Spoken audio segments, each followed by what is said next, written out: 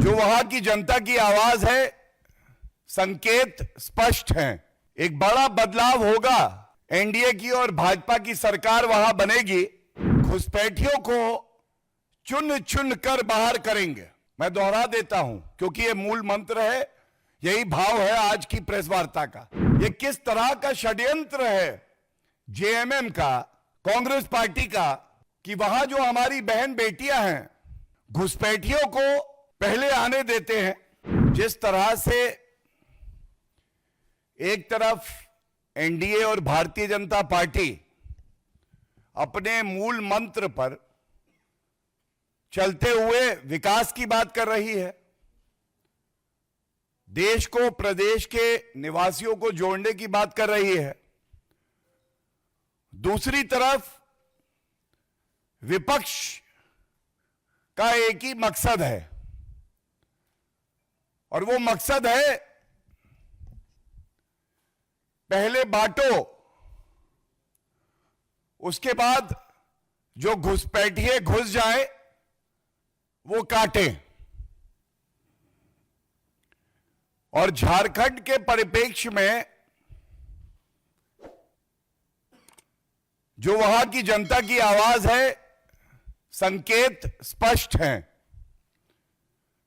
एक बड़ा बदलाव होगा। एनडीए की और भाजपा की सरकार वहां बनेगी और मैं मुख्य मुद्दों पर आज भारतीय जनता पार्टी के विचार रखूं उससे पहले मुख्यमंत्री भ्रष्टाचारी अभियुक्त हेमंत सोरेन के प्रस्तावक ही उनको छोड़ के चले गए हैं। उनको भी दिखाई दिया जहां श्री नरेंद्र मोदी जी का नेतृत्व है, जीत भी वही है, जनता का हित भी वही है, विकास भी वही है और देश और प्रदेश एकजुट भी वही है। और जैसा गृह मंत्री श्री अमित शाह जी ने अभी एक चुनावी सभा में इस मुद्दे को पुरजोर तरीके से उठाया, उन्होंने कहा घुसपैठियों को चुन चुन कर बाहर करेंगे। मैं दोहरा देता हूं क्योंकि यह मूल मंत्र है, यही भाव है आज की प्रेस वार्ता का। गृह मंत्री श्री अमित शाह जी ने कहा घुसपैठियों को चुन चुन कर बाहर करेंगे और जेएमएम और कांग्रेस का मूल मंत्र है घुसपैठियों का चुन चुन कर ब्याह करेंगे। घुसपैठियों का चुन चुन कर ब्याह करेंगे। अनुसूचित जनजाति जो कि अपनी संस्कृति, अपनी मान्यताओं से, झारखंड की पावन भूमि से प्यार करने के लिए, उनके प्रति बलिदान के लिए और समर्पित है, पूरी तरह से जानी जाती है। यह किस तरह का षड्यंत्र है जेएमएम का, कांग्रेस पार्टी का, कि वहां जो हमारी बहन बेटियां हैं घुसपैठियों को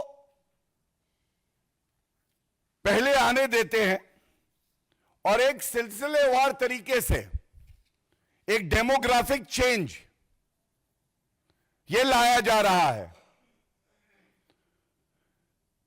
और ये बात मैं नहीं कहता हूं, मेरे हाथ में मीडिया रिपोर्ट्स हैं।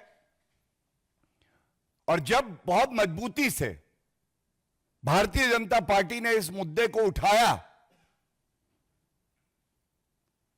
तो वहां की सोई हुई सरकार और हेमंत सोरेन जी ने कागजी कार्रवाई करके कुछ निर्देश दिए और जो इससे स्पष्ट होता है वो आपके सामने रख रहा हूं। यह सरकारी एक आदेश से जानकारी मिल रही है।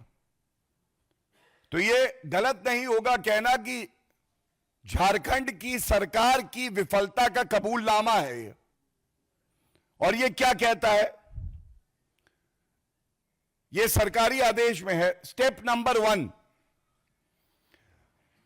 बांग्लादेशी घुसपैठियों को पहले चिन्हित करके मदरसों में ठहराया जाता है।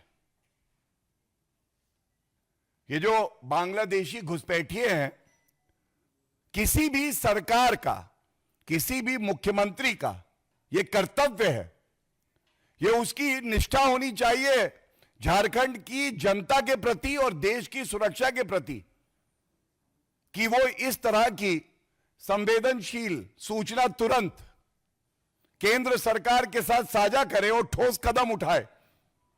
और ये जो घुसपैठिए आते हैं, इन पे कैसे अंकुश लगे और कानूनी कार्रवाई हो, यह देखना है। लेकिन इनका ही आदेश है, मैं पहली लाइन पढ़ देता हूं। इसमें लिखा है, प्राप्त सूचना अनुसार इन बांग्लादेशी घुसपैठियों को पहले संथाल परगना क्षेत्र के विभिन्न मदरसों में ठहराया जाता है। That is step number 1। Step number 2, इसके पश्चात सरकारी दस्तावेज तैयार किए जाते हैं।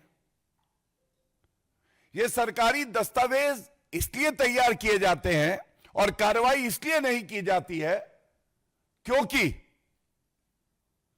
ये चाहे कांग्रेस पार्टी हो, चाहे जेएमएम हो, आरजेडी हो, ये सब तुष्टीकरण की राजनीति करते हैं और इनको घुसपैठियों से कोई परहेज नहीं है, बल्कि गले लगाएंगे क्योंकि इनको पता है ये इनका वोट बैंक है। सरकारी दस्तावेज बनवाओ।